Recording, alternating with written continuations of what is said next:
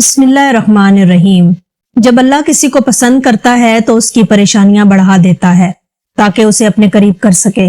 زمین اور آسمان آج تک اس سے بڑا صادق نہیں دیکھا۔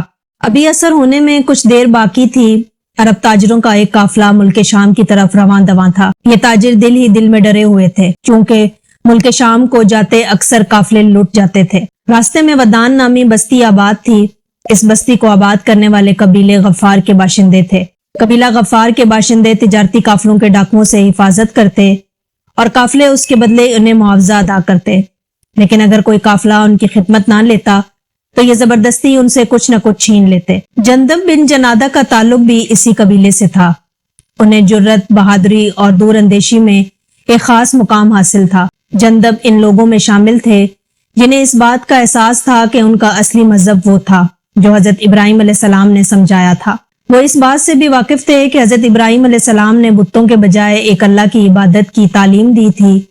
چنانچہ ان عرب تاجروں کے قیام کے دوران جندب بن جنادہ کو معلوم ہوا کہ مکہ معظمہ میں ایک ایسے شخص کا چرچا ہے جو اپنے آپ کو نبی کہتے ہیں۔ جندب کو پہلے بھی کچھ اسی طرح کی خبریں مل چکی تھیں۔ اب قافلے والوں سے ان کی تصدیق ہوئی تو انہوں نے اپنے بھائی انیس سے کہا، تم ابھی مکہ معظمہ کی طرف کوچ کرو اور وہاں جا کر ان تمام حالات کا جائزہ لینا جو اس وقت وہاں رونما ہو چکے ہیں، خاص طور پر یہ پتہ کرنا کہ اس نبی کی دعوت کیا ہے۔ اس حکم کی تعمیل میں انیس فوراً مکہ معظمہ کی طرف روانہ ہو گیا۔ وہاں پہنچ کر وہ سب سے پہلے اللہ کے رسول حضرت محمد مصطفیٰ صلی اللہ علیہ وسلم کی خدمت میں حاضر ہوئے، آپ کی باتیں سنی اور لوگوں کا رد عمل بھی دیکھا۔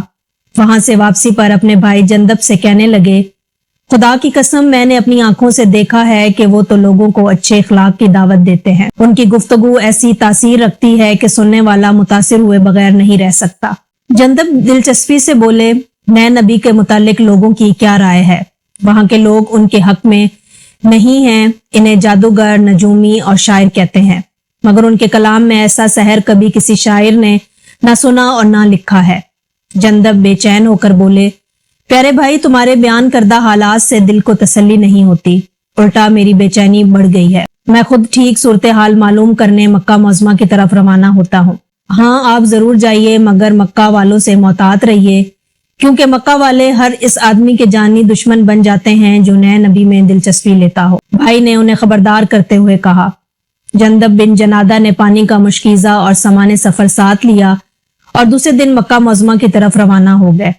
مکہ کے بازار میں جندب بن جنادہ اپنے سفر کی تھکان کے باعث آہستہ آہستہ چلے جا رہے تھے، مگر دل ہی دل میں قریش مکہ سے خوف زدہ تھے۔ وہ پریشان بھی تھے کہ نئے نبی کے حالات کیسے معلوم ہوں گے، کیونکہ یہاں کسی سے ان کی جان پہچان بھی نہیں تھی۔ مکہ کے بازاروں میں گھومتے رات کے وقت جندب بن جنادہ کی ملاقات ایک لڑکے سے ہوئی۔ یہ نوجوان کوئی اور نہیں حضرت علی رضی اللہ تعالیٰ عنہ تھے۔ وہ جنادہ کا چہرہ دیکھ کر بھانپ چکے تھے کہ یہ اجنبی ہیں اور کسی کی تلاش میں ہیں۔ انہوں نے ہمت کی اور پوچھا، آپ مجھے مکہ میں اجنبی معلوم ہوتے ہیں اور شاید آپ کو ابھی اپنی منزل نہیں ملی۔ جندب بولے، جی نہیں، میں آج ہی مغرب سے ذرا پہلے پہنچا ہوں۔ علی رضی اللہ تعالیٰ عنہ نے عرب کی روایتی مہمان نوازی کا مظاہرہ کرتے ہوئے فرمایا، تو میرے گھر تشریف لائیے، رات میرے ہاں قیام کریں، صبح ہوتے ہی اپنی منزل کی طرف چلے جائیے گا۔ جندب پہلے تو ہچکچائے، پھر ان کی دعوت پر حضرت علی رضی اللہ تعالیٰ عنہ کے گھر چلے گئے۔ ان کی خوب خاطر تواضع کی گئی۔ حضرت علی رضی اللہ تعالیٰ عنہ نے مکہ معظمہ آنے کا سبب دریافت کرنا چاہا، جندب نے بتانے سے گریز کیا۔ صبح ہوئی تو اپنا سامان لے کر پھر مکہ کے بازاروں میں حالات کا جائزہ لینے نکل پڑے، مگر دوسرا دن بھی یوں ہی گزرا۔ رات کے وقت پھر حضرت علی رضی اللہ تعالیٰ عنہ انہیں اپنے گھر لے آئے۔ مہمان نوازی کے دوران حضرت علی رضی اللہ تعالیٰ عنہ نے پوچھا، آپ نے مجھے اپنے مکہ آنے کا مقصد نہیں بتایا۔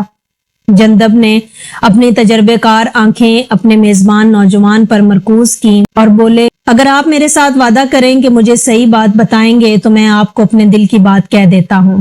میں آپ سے وعدہ کرتا ہوں کہ آپ کو صحیح بات بتاؤں گا۔ حضرت علی رضی اللہ تعالیٰ عنہ چمکتی آنکھوں سے بولے، میں دور دراز کا سفر طے کر کے یہاں محض اس لیے آیا ہوں کہ اس شخص سے ملوں جنہوں نے نبوت کا دعویٰ کیا ہے اور اپنے کانوں سے وہ کلام سنوں جس کو وہ خدا کا خاص کلام کہتے ہیں۔ حضرت علی رضی اللہ تعالیٰ عنہ نے جب ان کی بات سنی تو ان کا چہرہ خوشی سے چمک اٹھا اور کہا کہ اللہ کی قسم، آپ صلی اللہ علیہ وسلم سچے رسول ہیں اور لوگوں کو ایک خدا کی عبادت کرنے کی دعوت دیتے ہیں، تو آپ پھر مجھے ان سے کب ملوائیں گے؟ جندب بے چینی سے بولے، کل صبح کو آپ میرے پیچھے پیچھے چلنا، اگر میں نے راستے میں کسی مقام پر کوئی خطرہ محسوس کیا تو میں رک جاؤں گا، لیکن آپ آہستہ آہستہ چلتے رہیے گا۔ جب میں کسی کے گھر میں داخل ہو جاؤں تو آپ بھی بے دھڑک میرے پیچھے اندر آ جائیے گا۔ جندب نے اس تجویز سے اتفاق کیا اور اگلی صبح طے شدہ پروگرام کے مطابق وہ حضرت علی رضی اللہ تعالیٰ عنہ کے پیچھے پیچھے چلنے لگے۔ دیکھنے والوں کو شک ہی نہیں ہوا کہ حضرت علی رضی اللہ تعالیٰ عنہ کسی اجنبی کی رہنمائی کر رہے ہیں۔ بالآخر وہ رسول اللہ صلی اللہ علیہ وسلم کی خدمت اقدس میں حاضر ہو گئے۔ جندب دیکھتے ہی بولے، السلام علیکم۔ آپ صلی اللہ علیہ وسلم نے ارشاد فرمایا، وعلیکم السلام۔ جندب بن جنادہ کو سب سے پہلے یہ شرف حاصل ہوا کہ انہوں نے ان الفاظ میں رسول اللہ صلی اللہ علیہ وسلم کو سلام کیا، اور سلام کرنے کا یہی انداز مسلمانوں میں رائج ہو گیا۔ نبی آخر الزمان صلی اللہ علیہ وسلم نے انہیں اسلام کی دعوت دی اور اللہ کا کلام سنایا۔ انہوں نے فوراً اسلام قبول کر لیا، جنہیں تاریخ ان کی کنیت ابو ذر غفاری رضی اللہ تعالیٰ عنہ سے جانتی ہے۔ یہ وہی ابو ذر غفاری رضی اللہ تعالیٰ عنہ ہیں جنہیں ایسے چوتھے یا پانچویں صحابی ہونے کا شرف حاصل ہے، جنہوں نے اسلام قبول کرنے میں پہل کی۔ حضرت ابو ذر غفاری رضی اللہ تعالیٰ عنہ اسلام قبول کرنے کے بعد رسول اللہ صلی اللہ علیہ وسلم کی خدمت اقدس میں رہے۔ آپ نے ابو ذر کو اسلام کے بنیادی مسائل اچھی طرح سمجھا دیے اور محبت بھرے انداز میں تلقین فرمائی، ابھی یہاں اپنے مسلمان ہونے کا کسی کو بھی مت بتائیے گا۔ مجھے اندیشہ ہے کہ اگر کسی کو پتا چلا کہ آپ مسلمان ہو گئے ہیں تو قریش مکہ آپ کو نقصان پہنچائیں گے۔ ابو ذر یہ سنتے ہی بولے، اس پاک ذات کی قسم جس کے قبضے میں میری جان ہے، میرا جی چاہتا ہے کہ ایک بار ضرور قریش کے روبرو کھڑے ہو کر کلمہ حق بلند کروں۔ ایک دن قریش کے کافر مکہ کے بازار میں کھڑے باتیں کر رہے تھے۔ جناب ابو ذر غفاری رضی اللہ تعالیٰ عنہ خاموشی سے ان کے درمیان جا کر کھڑے ہو گئے اور آواز بلند کہا، اے خاندان قریش، میں سچے دل سے اقرار کرتا ہوں کہ اللہ تعالیٰ کے سوا کوئی معبود نہیں اور محمد رسول اللہ صلی اللہ علیہ وسلم اللہ کے رسول ہے۔ ابھی ابو ذر غفاری رضی اللہ تعالیٰ عنہ مزید کچھ کہنا ہی چاہتے تھے تو کفار یہ سنتے ہی بھڑک اٹھے اور آپ کو بے دریغ مارنا شروع کر دیا۔ قریب تھا کہ آپ کی موت واقع ہو جاتی۔ عباس بن عبد المطلب حضرت محمد مصطفیٰ صلی اللہ علیہ وسلم کے چچا آئے اور کہا، کیا تم ایسے شخص کو قتل کرنا چاہتے ہو جو قبیلہ غفار سے تعلق رکھتا ہے؟